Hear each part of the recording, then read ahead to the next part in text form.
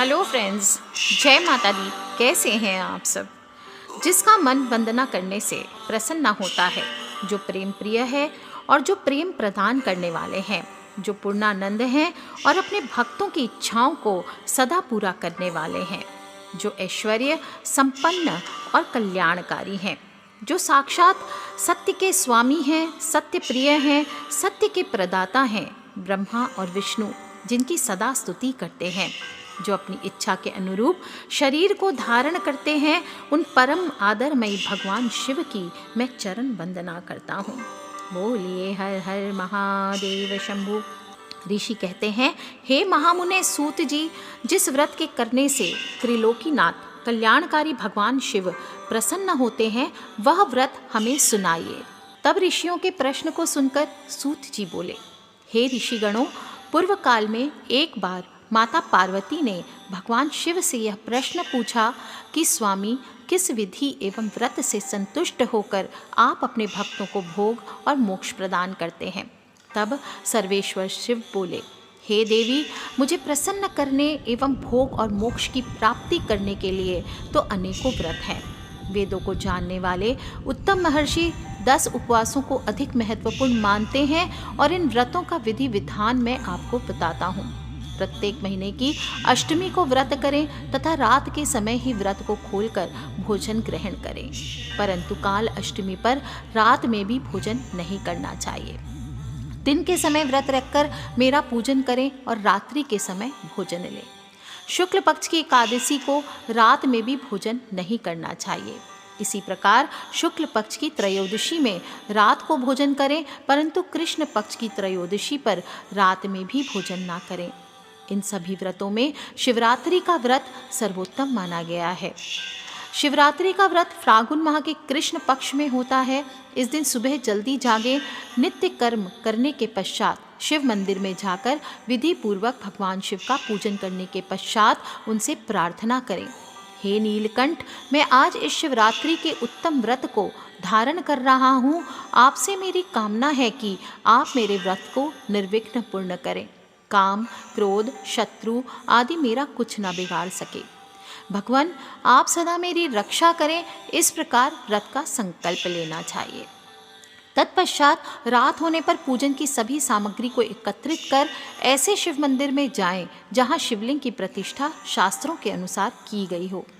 शरीर को स्नान से शुद्ध करके स्वच्छ वस्त्र पहनकर आसन पर बैठकर शिव जी का पूजन करें। 108 बार शिव मंत्र का उच्चारण करते हुए जलधारा शिव जी को अर्पित करें और इसी जलधारा से अर्पित की गई वस्तुओं को नीचे उतारें। तत्पश्चात गुरु मंत्र का जप करते हुए शिव जी को काले तिल चढ़ाएं। भव, शर्व, रुद्र, पशुपति, उग्र, भीम, ईशान नामक 8 शिव के नामों का उच्चारण करते हुए कमल और कनेर के फूल आपको शिव जी पर चढ़ाने चाहिए। फिर धूप, दीप, नैवेद्य अर्पित कर उन्हें नमस्कार करें। जप हो जाने पर धेनु मुद्रा दिखाकर जल से उनका तर्पण करें। तत्पश्चात विधि पूर्वक विसर्जन करें। इस प्रकार रात्रि के पहले प्रहर में पूजन करें। रात्रि का दूसरा प्रहर होने पर पुनः शिवलिंग पर गंध, पुष्प आदि द्रव्यों द्वारा सर्वेश्वर शिव का पूजन करें। 216 शिव मंत्रों का जप करते हुए पार्थिव लिंग पर जल चढ़ाएं। तिल, जौ, चावल, बेलपत्र, अर्घ्य, बिजौर आदि वस्तुओं से पूजन करना चाहिए। तत्पश्चात खीर का नैवेद्य अर्पित करें तथा पुनः शिव मंत्रों का जप करें। ब्राह्मणों को भोजन कराएं, व्रत का संकल्प करें, फल और फूल अर्पित कर इसका विसर्जन करें।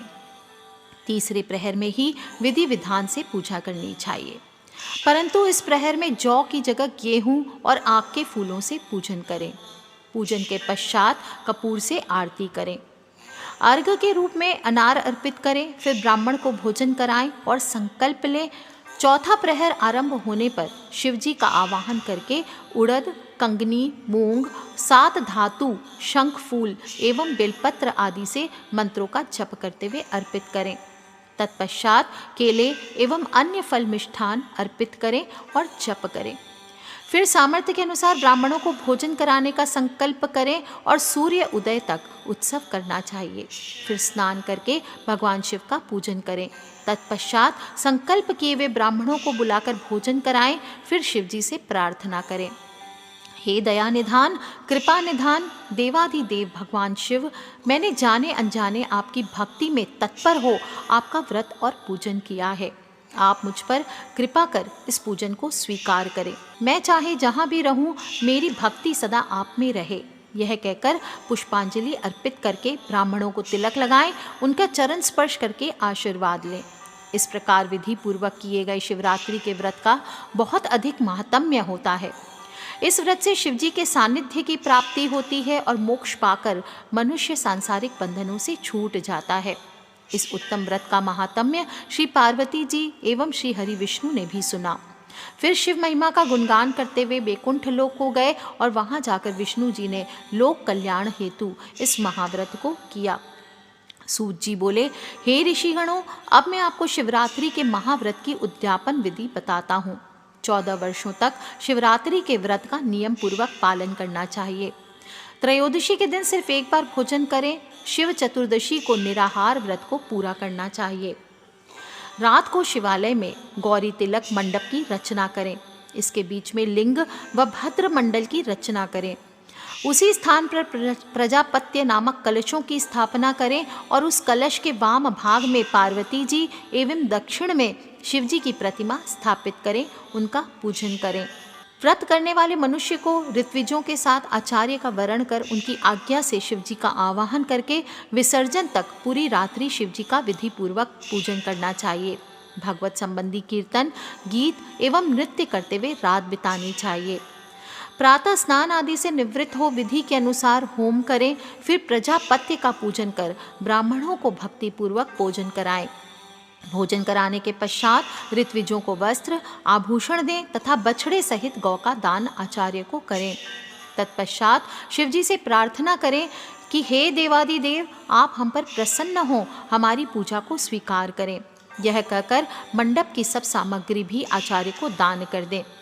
तत्पश्चात नम्रता पूर्वक दोनों हाथ जोड़कर मस्तक झुकाकर प्रेम से महाप्रभु देवादिदेव भक्त वत्सल भगवान शिव से प्रार्थना करें, हे देवादिदेव महादेव देवेश्वर शरणागत वत्सल, शिवरात्रि के इस महाव्रत से संतुष्ट होकर आप मुझ पर कृपा करें। प्रभु, मैंने भक्ति पूर्वक विधि अनुसार इस शुभ व्रत को पूर्ण किया है। फिर भी यदि कहीं कोई त्रुटि रह गई हो या कुछ कमी रह गई हो तो मुझे क्षमा करें और मुझ पर अपनी कृपा दृष्टि बरसाएं। मैंने जाने अनजाने में भी जो जप पूजन किया है उसे सफल कर स्वीकार करें। इस तरह से शिवजी से प्रार्थना करके उनको नमस्कार करना चाहिए और जो भी मनुष्य इस विधि से इस शुभ व्रत को पूर्ण करता है उसका व्रत अवश्य ही सफल होता है। इस व्रत के प्रभाव से मनुष्य को मनवांछित सिद्धियां प्राप्त होती है। सूत जी बोले, हे ऋषियों, प्राचीन काल में गुरु द्रुह नामक भील अपने परिवार के साथ जंगल में रहता था। उसका कार्य पशुओं का वध करना था और इसी तरह से वह अपने परिवार का लालन पालन करता था। एक दिन की बात है, उसके घर में खाने पीने के लिए कुछ भी नहीं था। तब उसके माता पिता एवं अन्य सदस्य भूख से व्याकुल होकर भील से बोले कि हम भूख से मर रहे हैं, कुछ खाने का प्रबंध करो। यह सुनकर उस भील ने अपने धनुष बांध लिया और शिकार की तलाश में चला गया। संयोगवश से वह शिवरात्रि का ही पावन दिन था और शिकारी दर दर भटकता रहा, परंतु उसे कुछ नहीं मिला। धीरे धीरे रात घिर गई, परंतु उसे खाली हाथ घर न लौटने का निश्चय कर लिया था।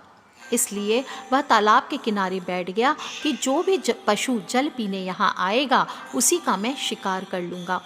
ऐसा विचार कर वह बेल के पेड़ पर बैठ गया। रात घिर गई थी।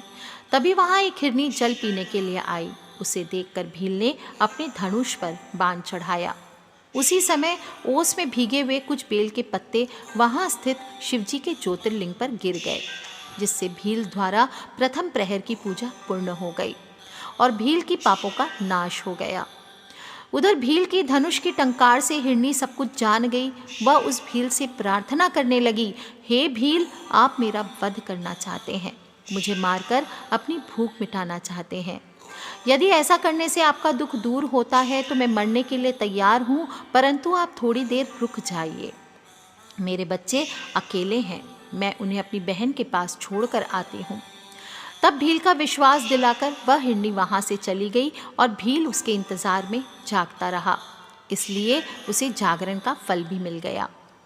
कुछ देर पश्चात उस हिरनी की बहन उसे ढूंढते हुए वहां पहुंची। उसे मारने के लिए जब भील ने अपने हाथ में धनुष लिया तो पुनः बेलपत्र और ओस शिवलिंग पर चढ़ गए। इस प्रकार दूसरे प्रहर का भी पूजन हो गया। परंतु उस हिरनी ने भी भील से प्रार्थना की कि मैं पहले अपने बच्चों को देख आऊं, तब तुम मुझे मारना। भील की आज्ञा दे देने पर वह हिरनी भी पानी पीकर वहां से चली गई और भील हिरनी का इंतजार करने लगा। इस प्रकार जागरण करते हुए रात का दूसरा प्रहर भी बीत गया। जैसे ही रात्रि का तीसरा प्रहर प्रारंभ हुआ, एक मोटा हिरण पानी पीने हेतु उस तालाब पर आया। उसे देखकर भील ने जैसे ही अपना धनुष पर बाण चढ़ाया, वह हिरण डर गया। उस समय ओस रूपी जल एवं बेलपत्र पुनः शिवलिंग पर आ गिरे, जिससे तीसरे प्रहर का भी पूजन संपन्न हुआ। वह हिरण भी शीघ्र लौटने का वादा करके अपने बच्चों को समझाने के लिए चला गया और भील उसके इंतजार में जागता रहा।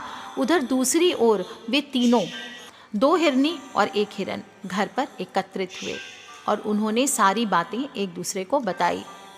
जब तीनों को यह ज्ञात हुआ कि तीनों ने ही भीलराज से वादा कर लिया है, तब वे अपने बच्चों को ठीक से रहने की आज्ञा देकर वहां से तालाब की ओर चल पड़े।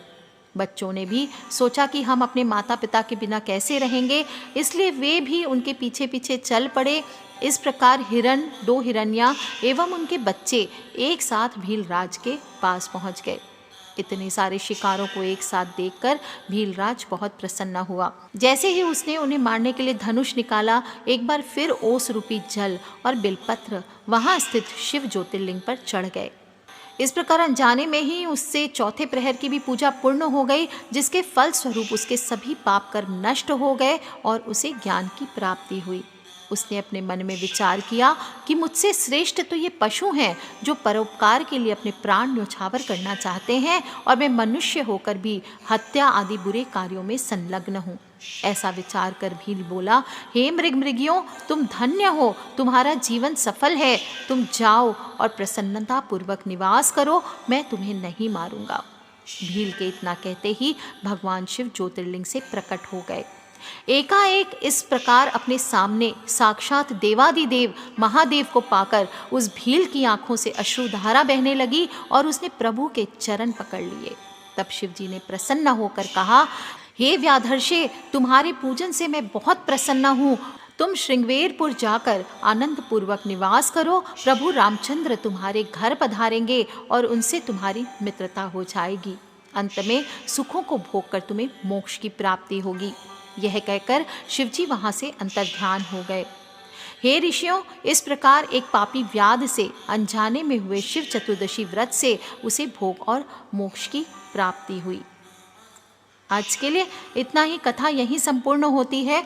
आप सभी इस कथा को सुने और अपने परिवार वालों को भी ज़रूर सुनाएं। आज के लिए जय माता दी। हर हर महादेव शंभू। आप सभी को महाशिवरात्रि की हार्दिक शुभकामनाएं।